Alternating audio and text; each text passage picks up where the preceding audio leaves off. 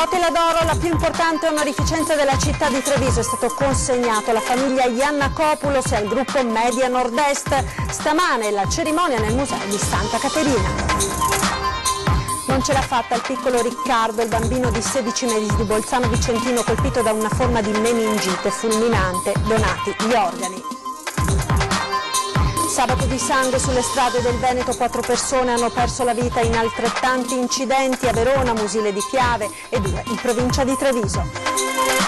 Nell'incidente di Godega, dove ha perso la vita il 19enne Tommy Saccone, spunta l'ipotesi dell'auto pirata. A riferircelo in esclusiva l'amico che si è salvato resta gravissimo, un terzo giovane.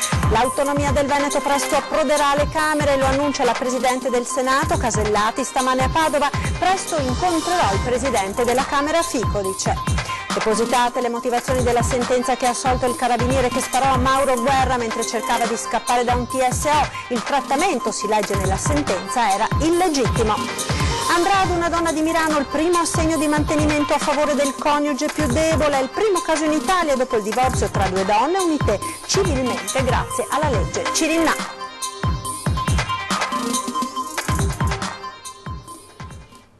Buonasera, ben ritrovati con l'edizione del Veneto dei telegiornali di Antenna 3. In primo piano il Totila d'oro, la più importante onorificenza della città di Treviso, che questa mattina è stata consegnata alla famiglia Giannakopoulos e al gruppo Media Nord-Est, oltre appunto al nostro gruppo di cui fa parte ovviamente anche Antenna 3.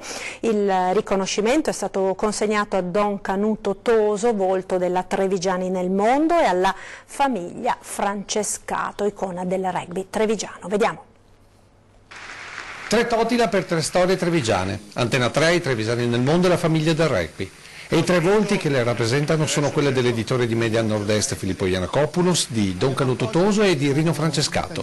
Non premi ma onorificenze che la comunità trevigiana assegna a chi la rappresenta nei valori. Valori di lealtà, valori di solidarietà, valori di servizio, valori di passione, ma soprattutto andremo a premiare quel valore che è un po' dentro tutti noi, ma che dobbiamo rispolverare tutti al più presto, che è l'amore per la nostra città. Il primo Totila è stato assegnato agli editori della nostra emittente per aver garantito continuità ad un servizio di informazione che dura da 40 anni. Notizie quotidiane che sono diventate la memoria storica di Treviso, della Marca e del Veneto.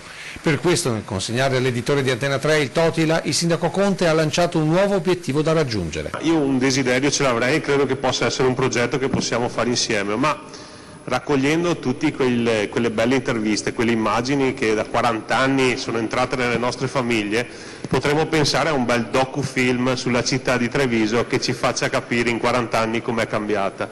Il secondo Totila d'oro è stato assegnato a Don Canuto Toso per l'impegno nell'aver fondato e fatto crescere i trevisani nel mondo. Emozionato il sacerdote mentre sfilavano i laberi delle diverse sezioni per un'associazione che tiene salde le radici per chi è dovuto emigrare all'estero a catar fortuna. Con questo evento ci sentiamo esortati nel valorizzare la nostra anzianità per riuscire a coinvolgere i discendenti nel proseguire la nostra storia seguendo l'ispirazione cristiana anima dello statuto associativo, come sta avvenendo nel Comitato internazionale in poche sezioni, con la partecipazione dei figli e nipoti nei rispettivi comitati. Il terzo Totila è stato assegnato alla famiglia Francescato, che ha dato tanti campioni del rugby veneto e nazionale. Emozionanti le mete col doppio passo di Iva Francescato agli All Blacks, per uno sport che tutta la famiglia racconta ancora oggi e con una poesia come scuola di vita. Il ha impiantato poi in mezzo al campo, il ha tirato rete di qua del Camposanto e ha le sue bandiere tutte le feste, che è del colore bianco e celeste. Il campo era il campo di San Lazzaro.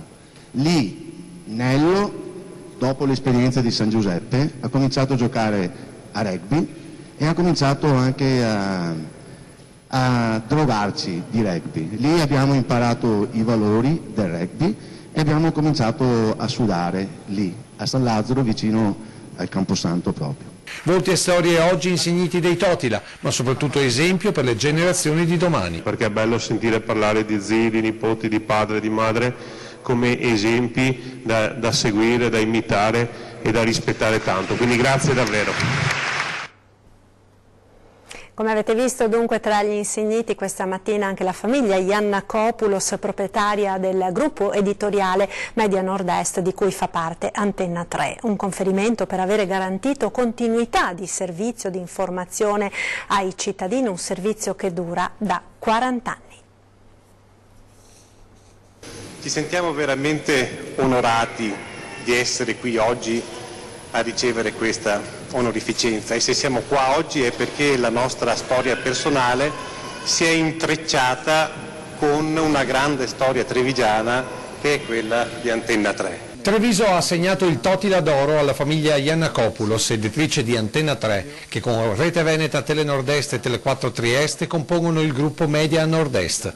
La massima onorificenza del capoluogo della Marca conferita oggi dal sindaco nella splendida cornice del complesso di Santa Caterina, con questa motivazione. La città di Treviso conferisce il Totila d'Oro quale riconoscimento per gli importanti risultati e il successo ottenuto con coraggio e lungimiranza, operando a servizio dei cittadini come voce della realtà veneta, per offrire un panorama informativo qualificato unitamente a programmi di approfondimento, valorizzazione e recupero delle tradizioni locali. Non un premio, ma da oggi un vincolo indelebile tra i trevigiani e la loro televisione, ma anche un segno di riconoscenza verso chi ha dato continuità al servizio di informazione che Antenna 3 garantisce da 40 anni. È proprio questa vicinanza quotidiana alla gente, alle persone, ha fatto sì che Antenna 3 sia così radicata, così importante, così punto di riferimento di una comunità.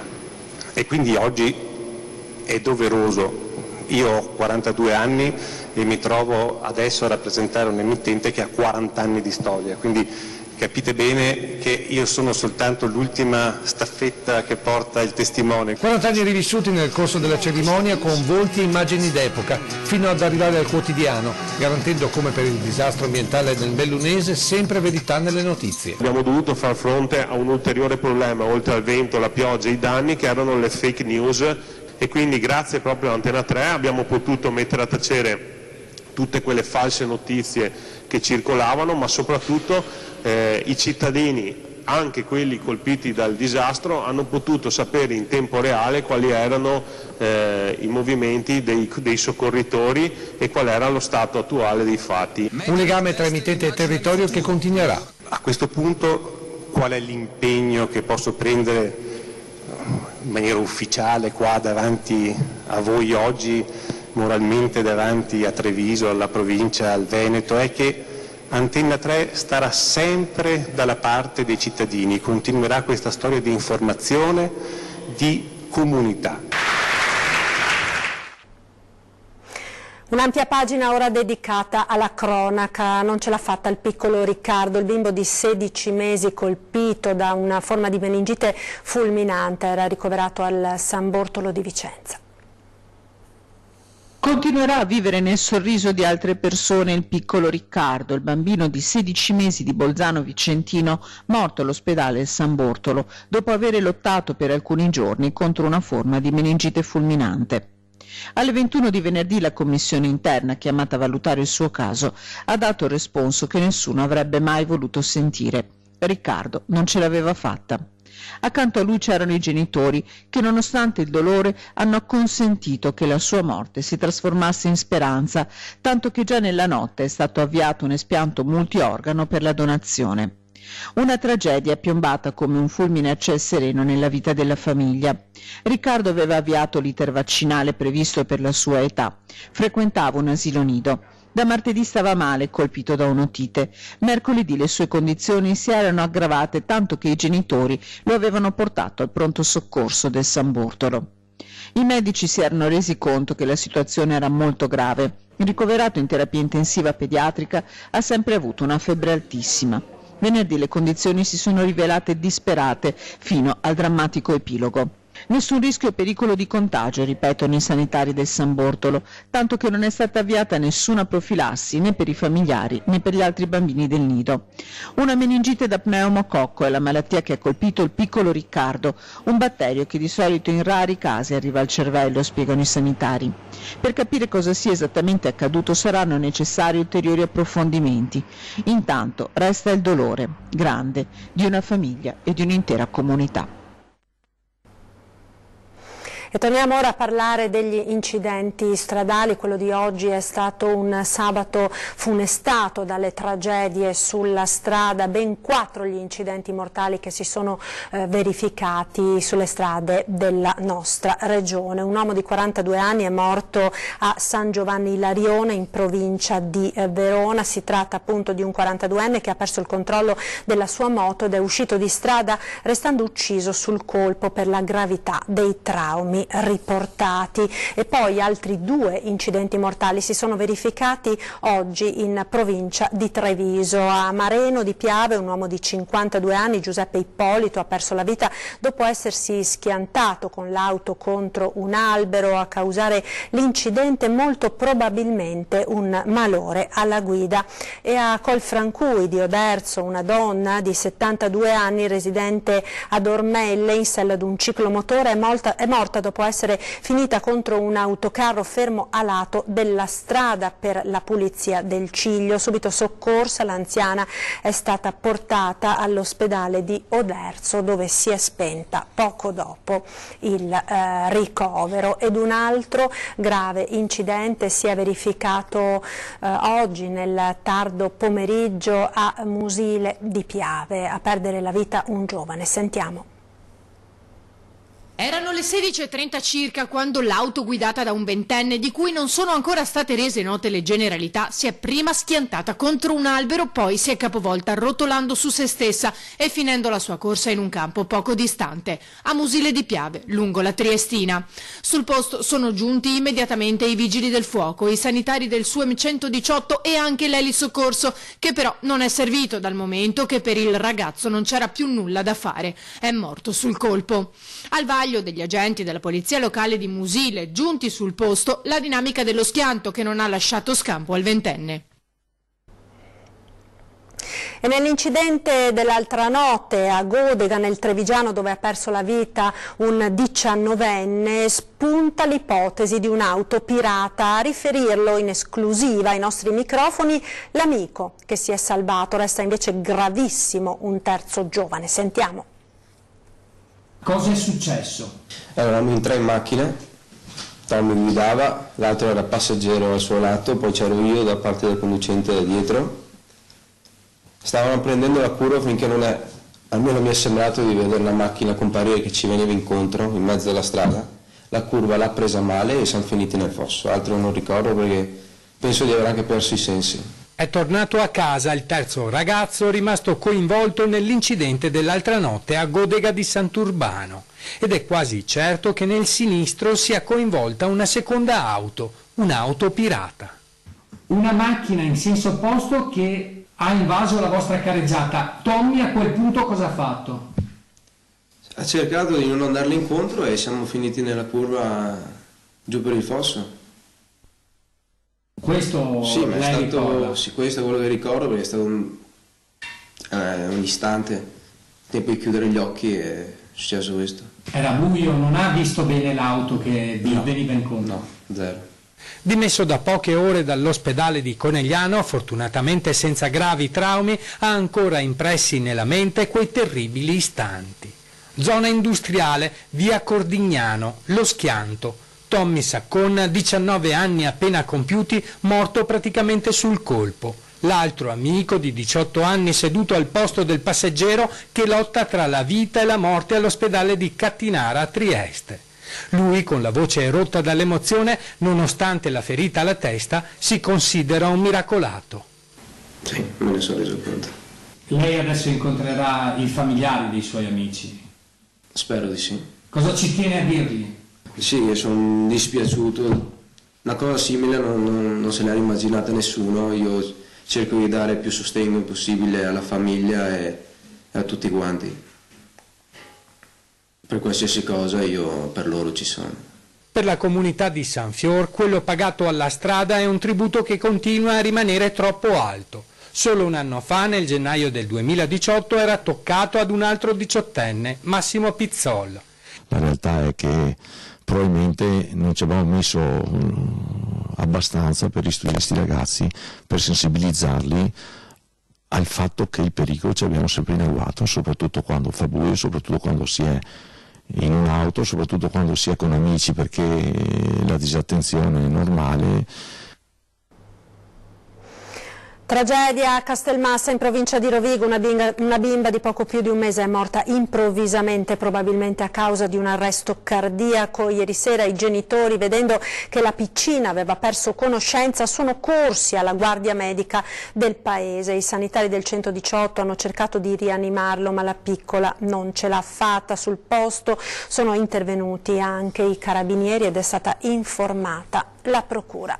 Ed ancora cronaca dalla provincia di Rovigo, 2 persone sono state arrestate per usura dai carabinieri di Rovigo e Goro. Si tratta di Pietro Gianella, 52enne pescatore, e Rubens Pizzo, 45enne, titolare di locali, il re della movida rodigina. Le indagini condotte dai militari dell'Arma hanno portato ad accertare che il primo, dall'ottobre del 2017 a giugno del 2018, aveva prestato 45.000 euro ad un commerciante della provincia di Padova, pretendendone la restituzione con interessi al tasso del 20% mensile. Poi da giugno a dicembre 2018 aveva dato un altro prestito allo stesso commerciante, sempre con interessi usurai, addirittura in questo caso fino al 50%. Rubens invece da giugno a dicembre del 2018 aveva dato 60.000 euro ad un'imprenditrice bolognese, pretendendo la restituzione del denaro con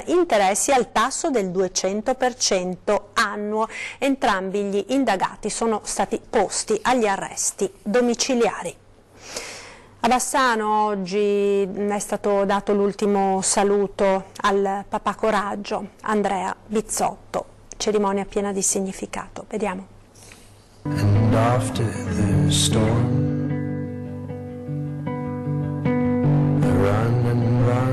tanta musica, tanta commozione, tanto dolore, ma tanta forza nell'intensa cerimonia alla chiesa di Sant'Eusebio sulle colline di Bassano, dove si è voluto salutare in maniera corale Andrea Bizzotto.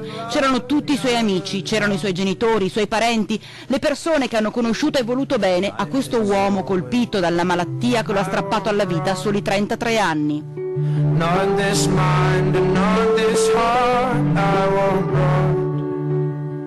Soprattutto c'erano loro, la moglie Maria e la figlioletta Giulia Grace, quella bimba a cui Andrea ha voluto dedicare il suo libro dal titolo buffo, Storia di un maldestro in bicicletta, dove si è voluto raccontare la sua creatura, una creatura cui è stato accanto troppo poco tempo, ma che gli ha regalato mesi di immensa gioia.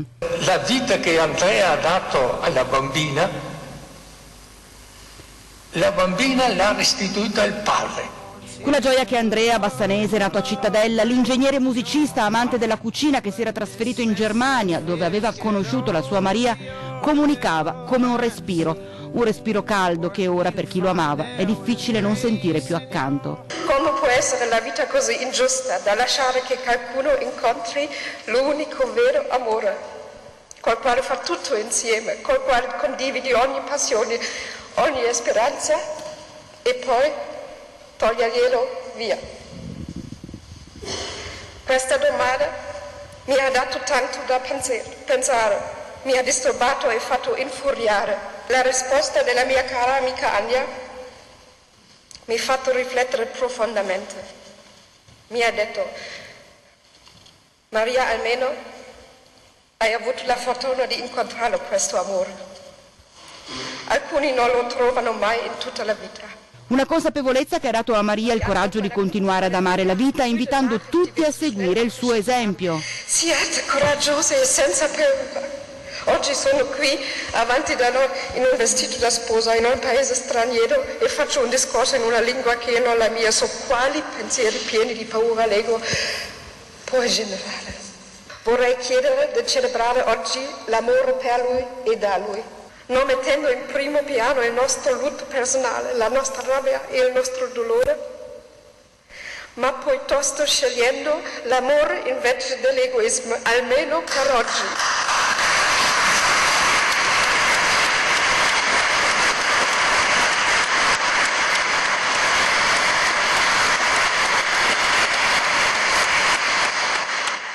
Fede, serenità, gioia che seppur nel dolore hanno contagiato tutti i presenti in un canto liberatorio, una delle canzoni che più amava questo papà, marito, figlio, fratello, amico, semplice conoscente. La canzone che più amava, in una parola, Andrea.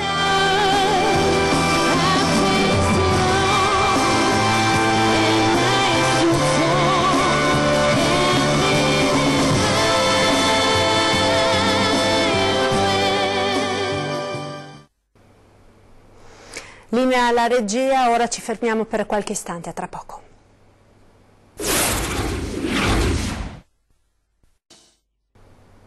Eccoci di nuovo in diretta con l'edizione del Veneto dei nostri telegiornali. L'autonomia del Veneto presto approderà alla discussione delle Camere, lo ha annunciato la Presidente del Senato Elisabetta Casellati. Sentiamo. Lezione di educazione civica e di Costituzione per gli studenti di quinta di ben 38 scuole superiori padovane.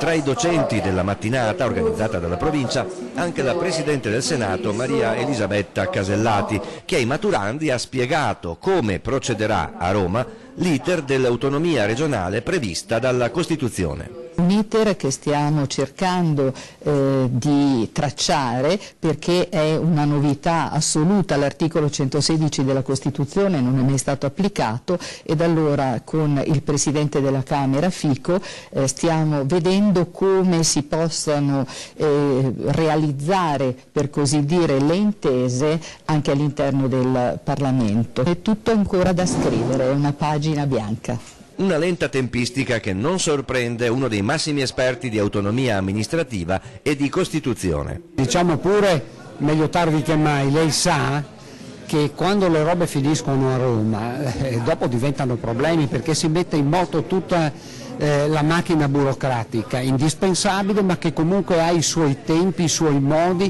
e i suoi schemi di ragionamento che normalmente non hanno niente a che fare con la realtà. Quello che lei ha detto è assolutamente corrispondente alla verità delle cose, perché ci ha raccontato quello che faranno. D'altra parte non dipende da lei fare scelte che siano tali da contrastare, da essere in rotta di collisione con chi è un suo necessario interlocutore. Lei tra l'altro ha anche aggiunto poi alla fine: io credo comunque che da un punto di vista generale l'autonomia differenziata, così come è prevista dalla Costituzione, debba essere valutata da tutti, poi per quelle che saranno le articolazioni che verranno a definirsi più avanti, come una opportunità per garantire maggiori e migliori servizi ai cittadini.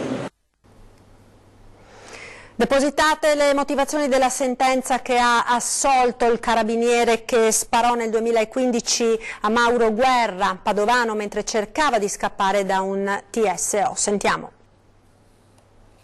Omicidio Guerra. Depositate le motivazioni della sentenza di assoluzione del carabiniere Marco Pegoraro che sparò a Mauro Guerra, ferendolo a morte nelle campagne di Carmignano di Sant'Urbano, nella Bassa Padovana, il 29 luglio del 2015. Secondo il giudice Raffaele Belvederi, l'azione del carabiniere fu giustificata dal fatto che temesse per la vita del collega che aveva ammanettato il 32enne Guerra e contro il quale il giovane si era rivoltato con violenza. Ma al tempo stesso il magistrato evidenzia come i carabinieri quel pomeriggio avessero attuato un trattamento non autorizzato, anzi, scrive, del tutto illegittimo. Guerra, continua il giudice, ha inteso difendersi verso quella che lui percepiva essere una indebita compromissione della sua libertà personale. È da ritenere, continuano le motivazioni della sentenza, che la somministrazione di un tranquillante ad inseguimento per i campi e i tentativi di immobilizzazione della persona offesa siano state condotte del tutto arbitrarie e illegittime. I legali dei familiari di Guerra, Fabio Pinelli e Alberto Berardi, Si chiedono se quindi sia non solo condivisibile ma addirittura accettabile una sentenza di assoluzione. Mauro Guerra doveva essere assistito, se del caso curato, non braccato e poi ucciso, hanno detto. Assumeremo tutte le iniziative necessarie in tutte le sedi deputate perché la sua famiglia riceva giustizia.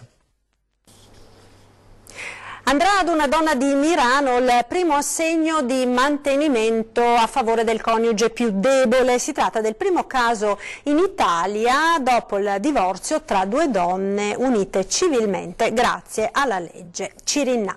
Ed ora torniamo a parlare del piccolo Joe e della sua grande famiglia rock. Vediamo.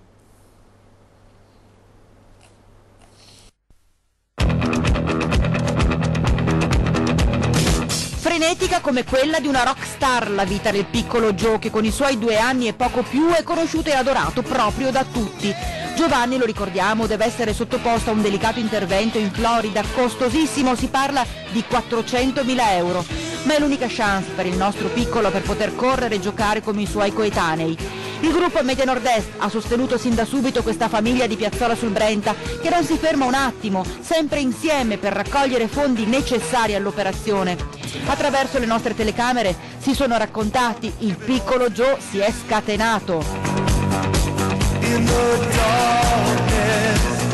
Come le star in tournée per far sentire il loro messaggio, oggi sono a Mestre, domani mattina saranno a Grantorto con un banchetto per vendere gli ormai famosi biscotti di Joe, dopo la Santa Messa chiamati dai volontari del paese in occasione della festa del papà. Al pomeriggio a San Giorgio in Bosco per presenziare un torneo di arti marziali, il cui ricavato sarà sempre devoluto al nostro cucciolo di guerriero. Ah, a proposito, sono stati superati i 240.000 euro. Già, perché parlando di rock, questa sì che è una famiglia rock, perché è una famiglia che si è allargata a tutti voi telespettatori e la musica della vostra emozione echeggia forte più che mai.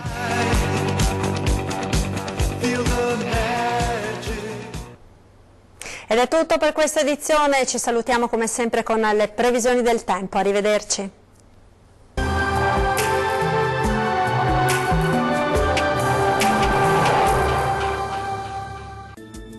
Ben ritrovati al meteo. Un fronte perturbato si avvicina alle nostre regioni, ecco che il tempo potrebbe peggiorare lievemente, ma vediamo la situazione nel dettaglio. Sul Veneto sarà più soleggiato al mattino, col passare delle ore più nubi anche con deboli piovaschi sul Bellunese. Entro la nottata qualche pioggia anche altrove. Temperature minime tra 3 e 8 gradi, massime comprese invece tra 13 e 19 gradi circa.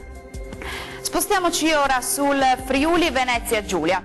Qualche debole precipitazione sparsa sarà possibile sui monti, mentre sulle coste sarà più asciutto e stabile. In serata non si esclude che le piogge possano estendersi anche al resto della regione. Temperature minime tra 7 e 11 gradi, massime oscillanti invece tra 14 e 15 gradi.